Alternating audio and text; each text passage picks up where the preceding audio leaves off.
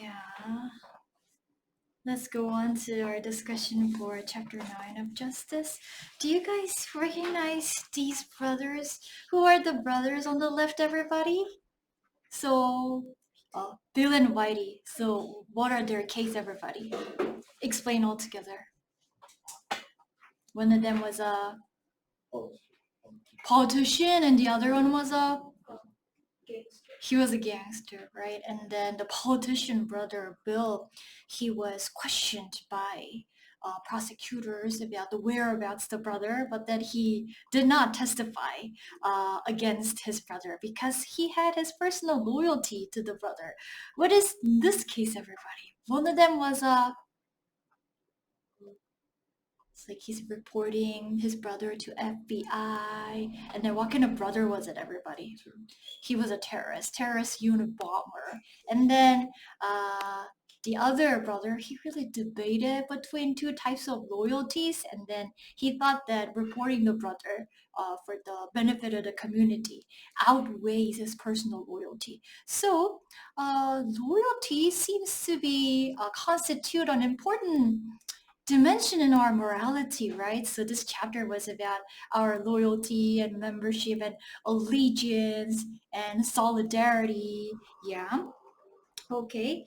You guys don't have children yet, but this is an imaginary situation. So you went on a vacation and then your kid was playing near the river, accidentally fell into the river with another boy, and then that boy was a stranger, and both of them are reaching out, gasping for air, and you can only save one person. Uh, what would you do? Would you toss a coin to randomly decide which boy to save, or would you save the stranger boy or your own child? My child, right? And then if a parent flipped a coin at that scene, I'm gonna be completely morally neutral and then flipped a coin and decided to save the stranger boy. That kind of parent will be morally condemned and then criticized. Why? Because there seems to be another dimension in morality rather than natural duty and contracts. That is the duty of solidarity, obligation of loyalty and obligation of solidarity. So when we are personally attached to somebody by the ties of family or community or same ethnicity or country or the same community, we seem to have more weighted moral responsibility to them.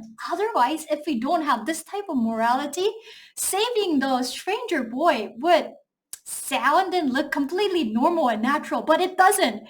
It just like violates something deep inside our heart to, save somebody randomly and arbitrarily, right? Okay. So Sandal discusses the obligations of solidarity, the personal attachments that we have with our friends and then family and society. And then if we extend that, it can develop into patriotism, the loyalty that we have towards our family. But many people want to warn us against the patriotism because if patriotism becomes too extreme, then that actually becomes a little bit discriminatory. So we want to shun the immigrants and we just want to label negative attributes to them, and then we become unwelcoming, and then we say, like many people say, like discriminatory stuff, and then they want to pass discriminating laws against the outsiders, and then it could lead to some violence or wars if someone starts to believe that our own nation is superior to other nations and we have the right to exterminate the other nation or ethnicity. Yeah.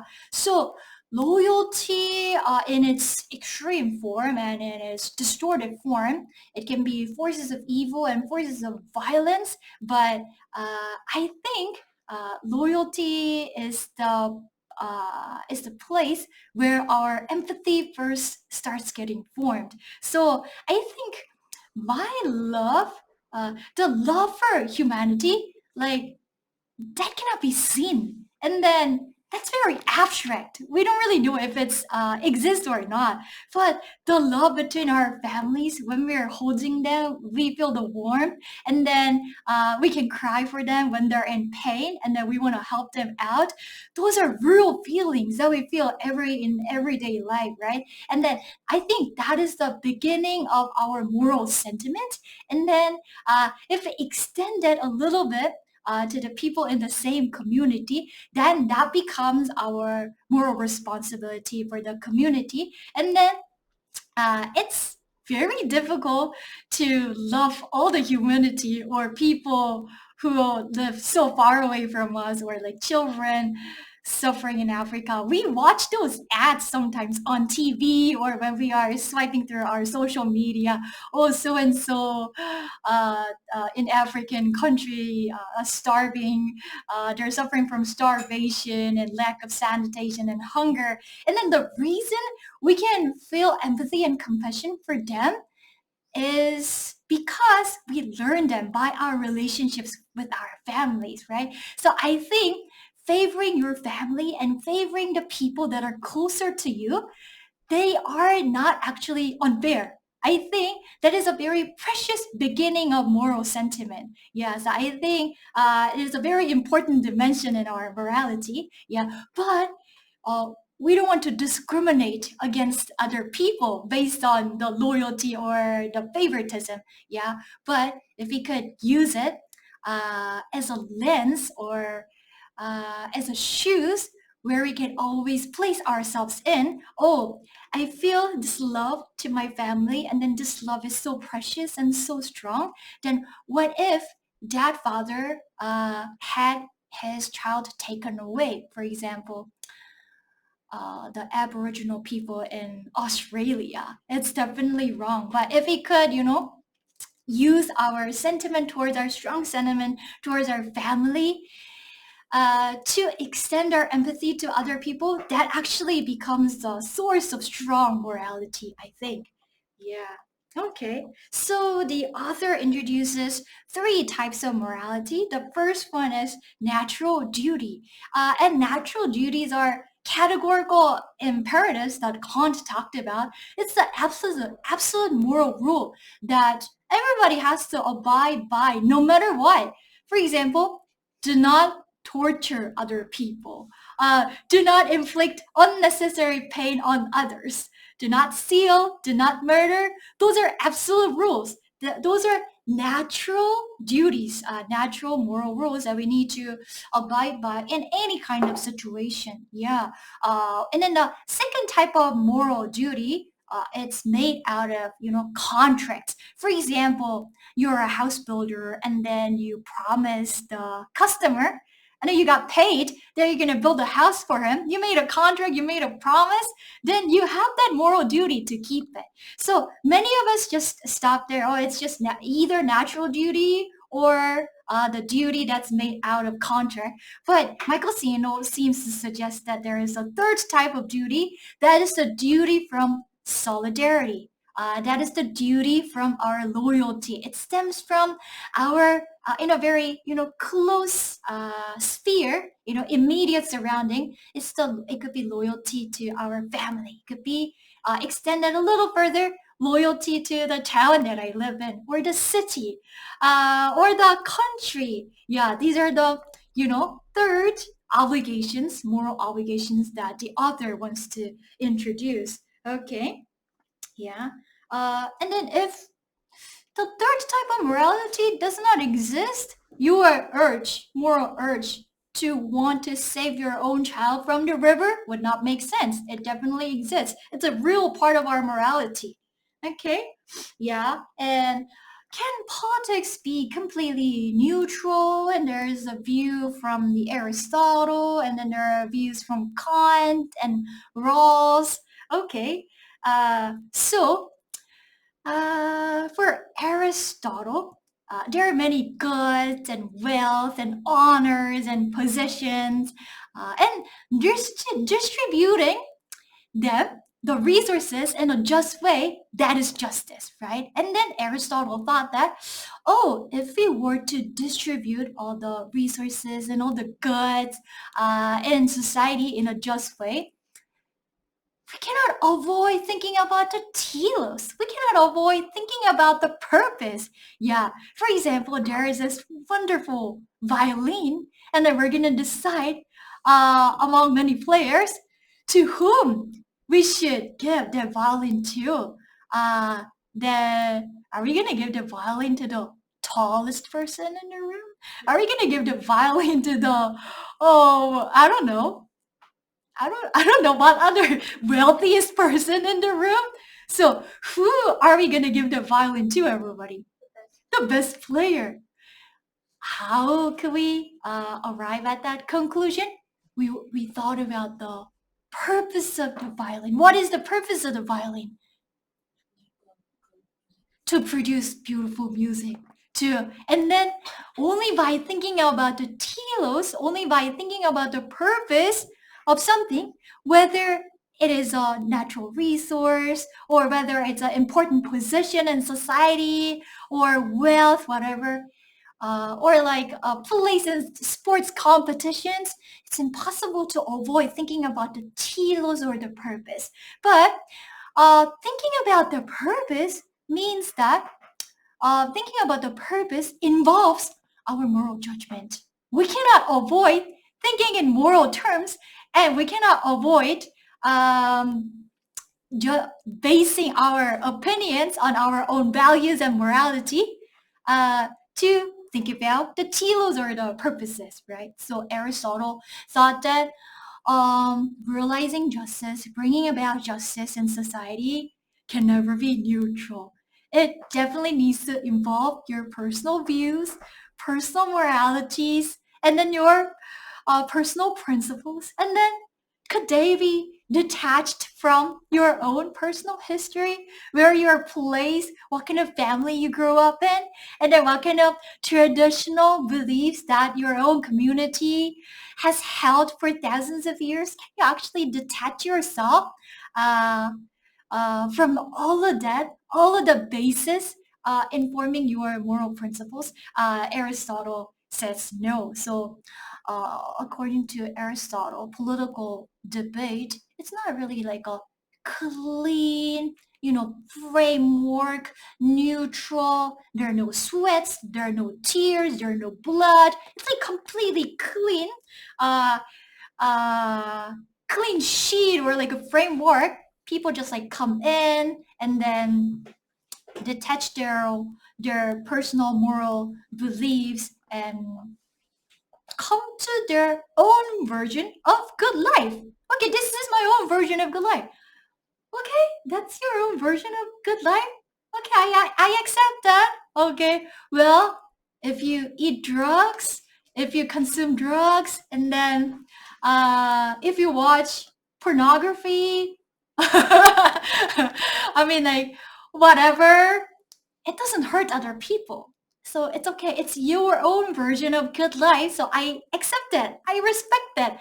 I mean, is that tolerance? I think many liberals, uh, it doesn't matter which part of the political wing they came from. It could be from the leftist part or from the rightist part.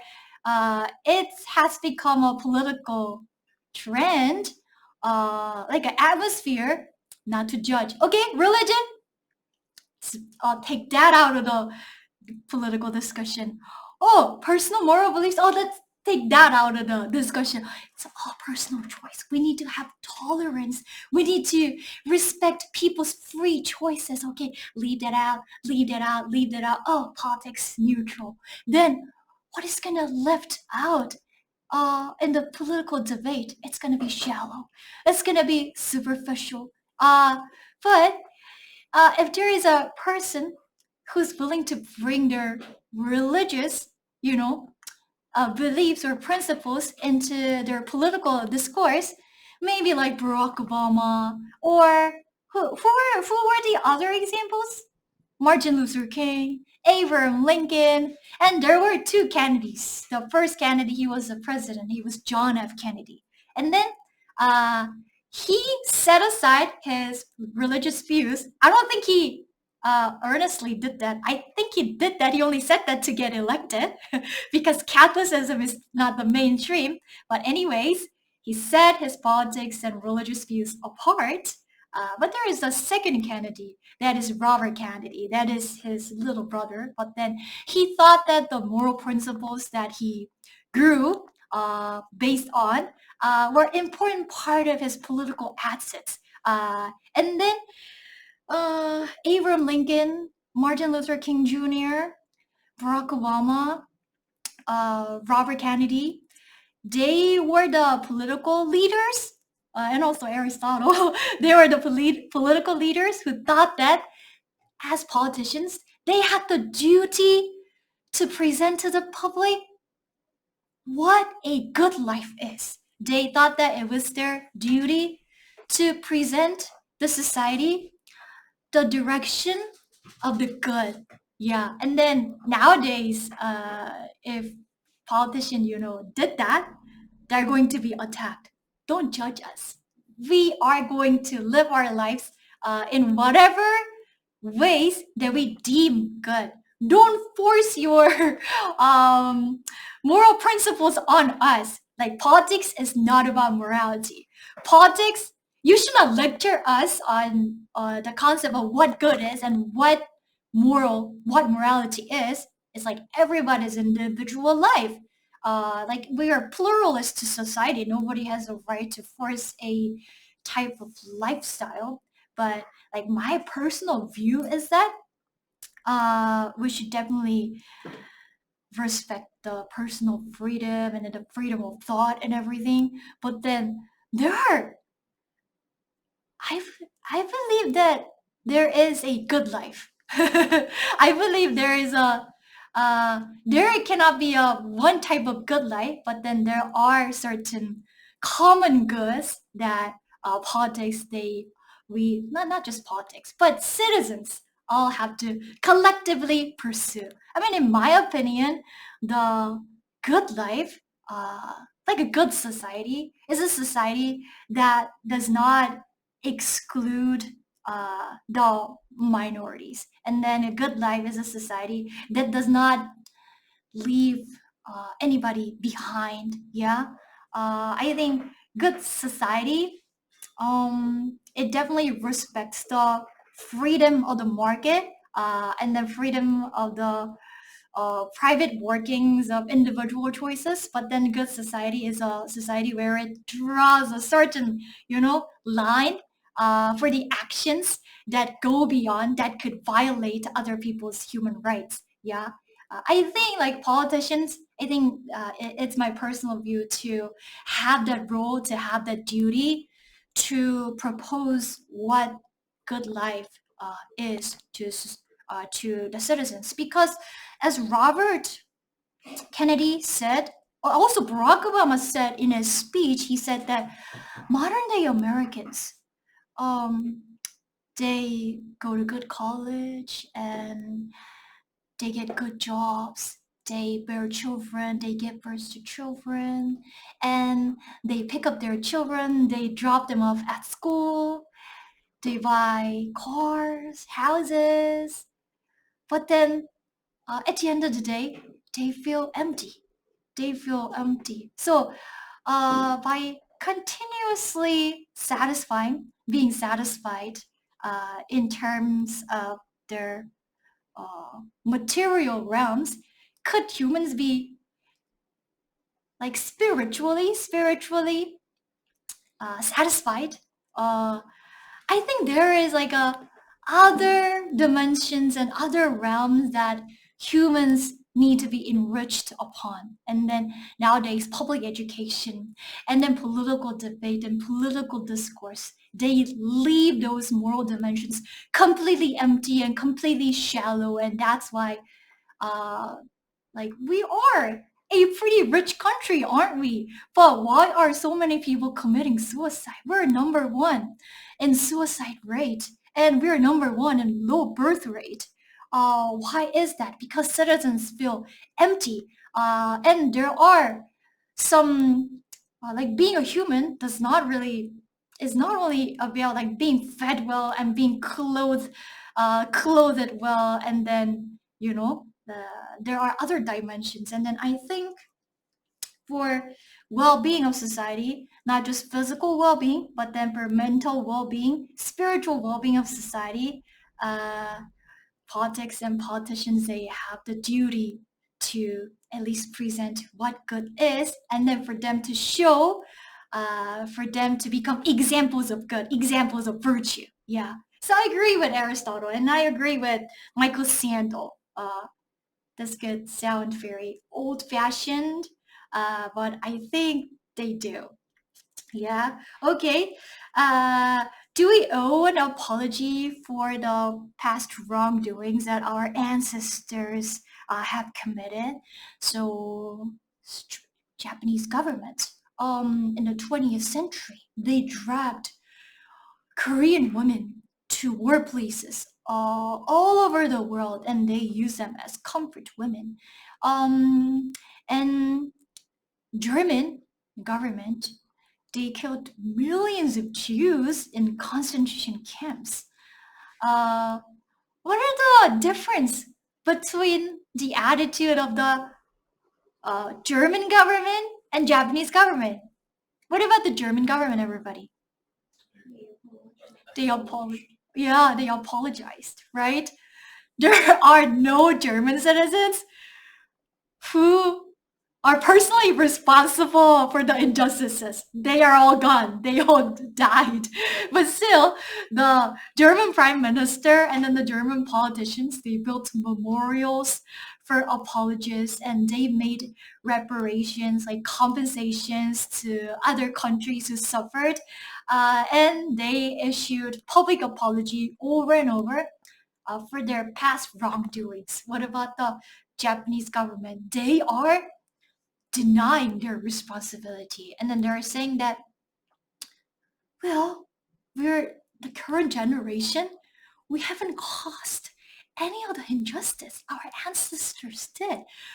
But does it make sense to pay the reparations and compensations by the taxpayers' money, like the money of the taxpayers who were not even born at that time? And then they're evading their responsibility. I mean, if we could, think ourselves as completely detached from our community, history, or culture. Oh, I'm an isolated being. Then Japanese government's argument would stand. Okay, like you're completely separate from your community in terms of moral responsibility. It's your ancestors who did that. You guys don't have bear any obligation. Yeah. Uh, but what Michael Sandel is saying, obviously, while reading this part, I came up with another example. And then I actually debated a lot on this topic because I came up with this like on my personal example. Okay, let's say that my great grandfather, he had left behind enormous amount of debt, and I am part of the family. So, like, am I obligated to pay his debt that I'm not aware of? And then I talked to other friends about this matter. I talked to other friends, uh, I guess, like who are more like who are wiser and knowledgeable on this topic, and then they told me that, well, the two cases, like you could definitely ask that question, but the two cases are different. In your own personal case, that is the individual contract that your great grandfather made with another individual. And then he had that responsibility to pay back as an individual contract base. And you are not the person who made the contract. So in this case, the collective responsibility does not hold. Here, not like as individuals, they're not, Michael Sandel is not saying that As an individual, we have to bear the responsibility, but as a community, as a collective community, because we are living in a structure, living in a society that is built based on, and we're still benefiting from the structure and society that has been built and established upon the past wrongdoings. Yeah, for example, Japan, because of their war actions, they were able to advance their country. And they became one of the most prosperous and wealthiest nations in the 20th century based on some of their war actions, right? And then as Japanese citizens who are living in the 21st century, are they like completely separate from the benefits that the society has to offer? No, they're enjoying all the benefits that the society is providing them with. So as an analogy, fire took place in the past. Yeah. And then you're not the person who started the fire. You don't have the responsibility for the fire, but then there is still the smoke that's filling the spaces from the fire. Then, not as an individual, but collectively, you have the duty to clean the air. Yeah. So that is what Michael Sandel is proposing. Okay. Yeah. Why? Why do we have that duty? Like loyalty and then obligation of allegiance and solidarity. Well, Michael Sandel introduces this philosopher named McIntyre. And then what did McIntyre define as human beings? As storytelling beings, right? And then when we are thinking about our telos, when we are thinking about our purpose, what am I supposed to pursue? What kind of role should I serve? When we are asking about our own purposes and telos, we cannot separate ourselves from the larger narrative that we are part of. Yeah. So each one of us is like a character in a novel. And the character in a novel acts inside the narrative. Yeah. And then the actions of the character could flow towards the direction to realize the overarching theme or the moral of the book.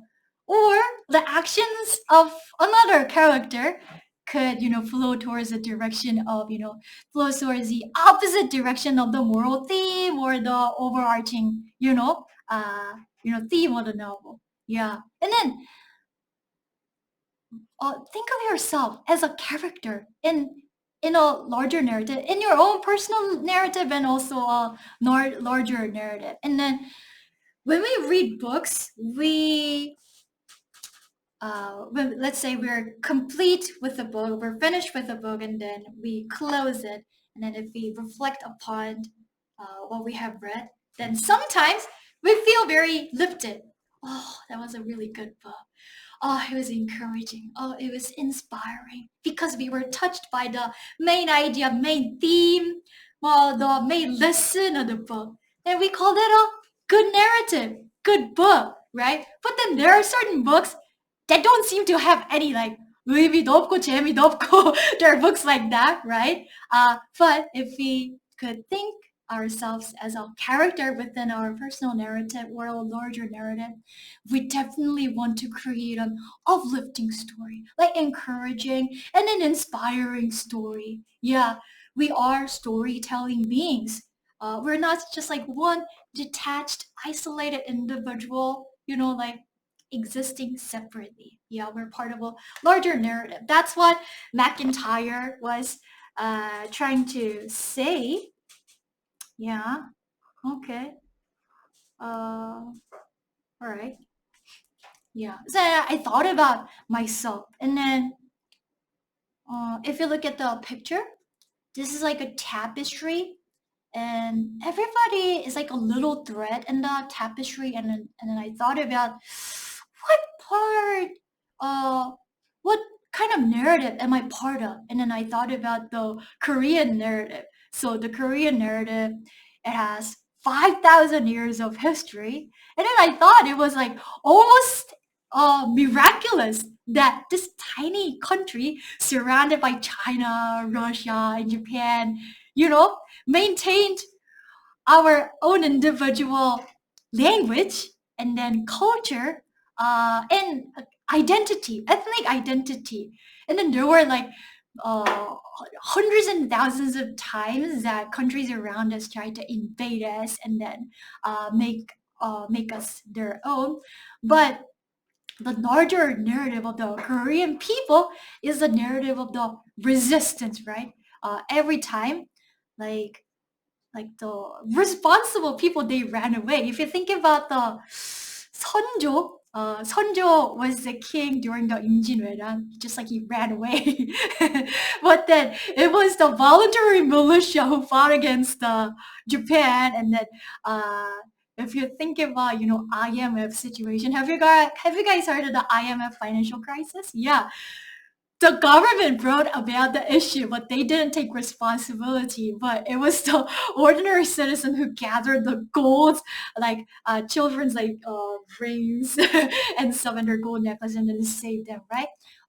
So I cannot be separate from this larger narrative. I am just a single thread in the tapestry, yeah. And then I belong to a greater narrative. And then I once thought it was possible to detach myself out of this narrative. It would be very convenient and easy, and like I would be able to do that without a problem. Uh, I went to the US. That was when I was 20 years old, and then I spent 4 years there studying in the US. And then I thought about getting a job there, and then uh, living there for the rest of my life. Uh, but like maybe I'm that particular type of person who always thinks about the purposes. I don't think I'm a very practical person. I am more leaning towards like Aristotelian way of life. I think like even as a college student, I constantly thought about what kind of purpose should I pursue? Like what kind of role should I serve in society? And then I couldn't really find myself fulfilling a role or fulfilling a purpose in American society. I mean, I could be able to, get a job and get a house, get a car, and get married and have children and blah, blah, blah. But I couldn't possibly imagine myself um, pursuing a role or pursuing a purpose, yeah, because I was not like culturally integrated to their history. I mean, I learned their history, of course, and I took American history AP exam, and then I got a perfect score and everything. I have the knowledge of their American history, but do I actually cry when, black people, when they are oppressed by the American police? Like, could I actually like cry my heart out with the injustices that American people are suffering from? I just like don't have that. I am just an outsider. I don't feel it. Yeah. So I thought that, well, it's impossible for me to separate myself.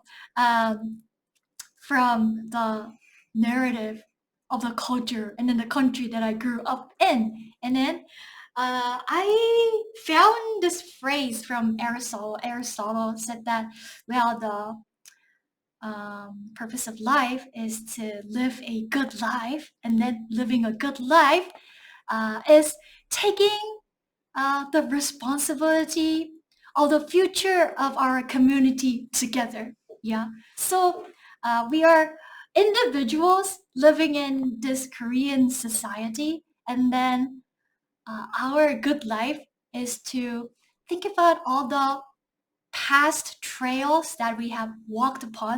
That's why it's important to learn about history. Yeah. Uh, and then rather than being swayed by popular opinions, you really need to read the history books, and then you really need to develop the critical thinking ability to have your own view, unique view. And also think about the possible ways that this community is going to uh, tread upon in the future, and then take the communal responsibility for the future generation, for the destiny and then the fate of this community. That is the good life. That's what Aristotle thought. Yeah. And then I thought that, oh, I want to share the fate of this community, even if it's like a small grain, like even if it's like a particle of dust, right? Okay. Yeah. Yeah, that's why uh, he introduced the concept of humans as storytelling beings. That's why it's impossible to stay morally neutral. Yeah, all our memories, all our loyalties, all our loves, uh, all our precious moments that we had, that we enjoyed in our town. Oh, the town, the park that I went to as a kid, and then all our beautiful moments that we shared with parents, and then the elementary school that I went to, the middle school that I went to, all of the historical moments, they're the puzzles. They make us up as a human being. That makes us our identity. Is it possible to be neutral between our family and a stranger? No, it's natural to favor your family. It's natural to love your family. It's natural to love your country. Yeah. So it's impossible to be morally neutral. And then if we have strong views, and then if we present it to others, because debate is necessary, discussion is necessary, like to decide what good is, what good life is, we cannot avoid debates and we cannot avoid discussions. We don't want to do that because we are afraid to be wrong. And then we are afraid of being attacked. And then we are afraid of being too vocal. But if we avoid these debates, then we become morally shallow. We become empty. Yeah. And then all the moral debates and then all the moral discussions and political discussions, they become 깡통. There was a phrase in the book, but I forgot about it. Yeah. And it becomes emptied out. It becomes shallow. It becomes superficial. At the end of the day, it becomes nothing. So there, it um, we're required of bravery. We are required of, you know, courage to have a moral opinion, to have a political opinion. It takes courage because the safest ground is staying neutral. 네 말도 맞고 너 말도 맞아. Oh, that makes sense. Oh yeah, that makes sense. What is your opinion? Me? I'm neutral. I don't really have an opinion. That is the safest ground because there is no chance that you're gonna be attacked. There's no chance that you're gonna be wrong. I mean, we are humans, right? So all the time we make a mistake, and then some of the opinions that we had held in the past, they turn out to be wrong because the uh, time evolves, right? But we cannot call it a moral person because according to the definition of Aristotle, which I believe in, a moral person is a person who defines what virtue is and then practice that virtue in real life. Yeah. Okay. Oh yeah. So